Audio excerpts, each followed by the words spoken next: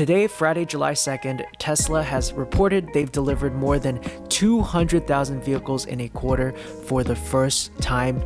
They delivered 201,250 vehicles in a quarter. This is amazing news, but how did CNBC report this? Because this was not the original title. This was the original title when I woke up this morning. Tesla delivered 201,250 vehicles in the second quarter of 2021, falling short of expectations. When I woke up this morning, I was confused because I was a little bit groggy. This is an amazing positive story, yet they were able to put this negative spin on it. And sure, it definitely fell short of some bullish expectations, but this is all a matter of perspective. That's like, imagine watching Michael Jordan play and he makes all these shots and you are reporting on the game and you decide to comment, wow, he's so good at basketball. He must be a terrible father because he spends all of his time on basketball. Now, could that possibly be true? Sure, but why are you looking at it from that perspective? Is that not kind of missing the point? You could easily compare their delivery numbers to some bearish sentiments, which they still smashed, and how many regular people expected that they would deliver over 200,000 vehicles.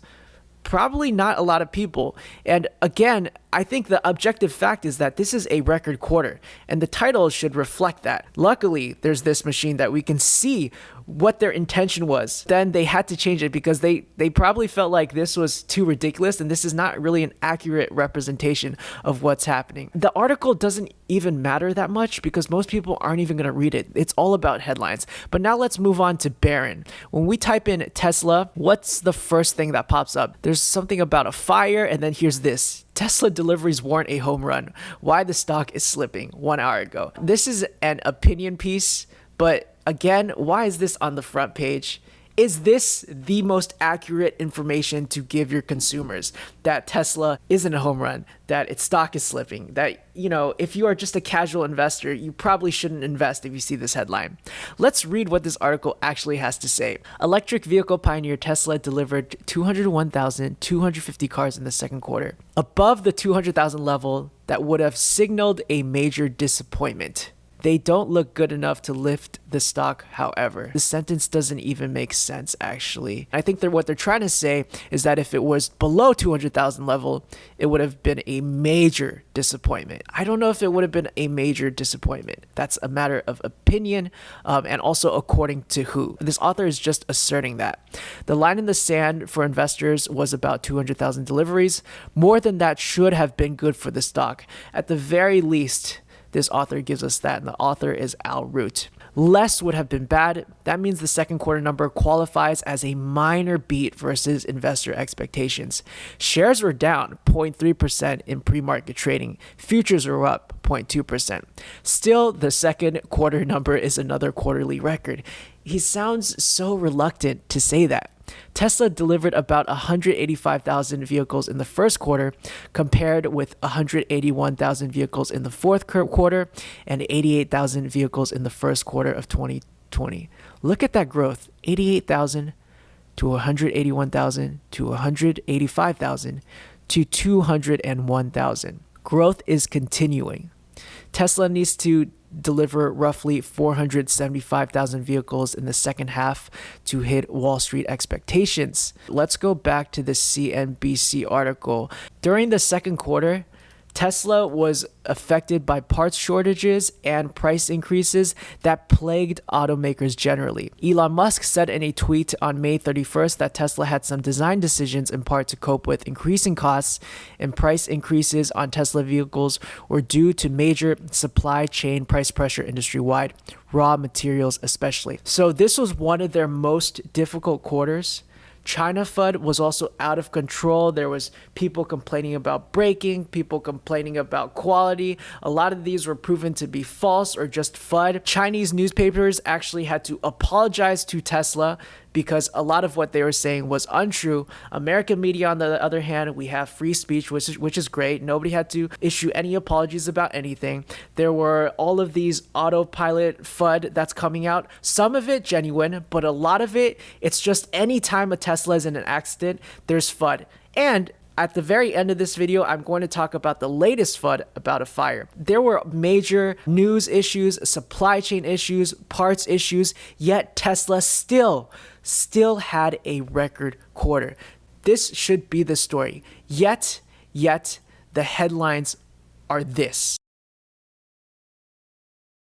Why don't we talk about how a bear had the number of deliveries at 193,000? Gordon Johnson, a very, very famous bear. And it was way above his delivery numbers. Yeah, this was the main thing I wanted to talk about because I thought I was going crazy. At some point when I looked at all of the top stories, they were all negative. 6 or 7 top stories, all negative, including the CNBC ones. But now they're getting updated and now it's getting replaced by this story.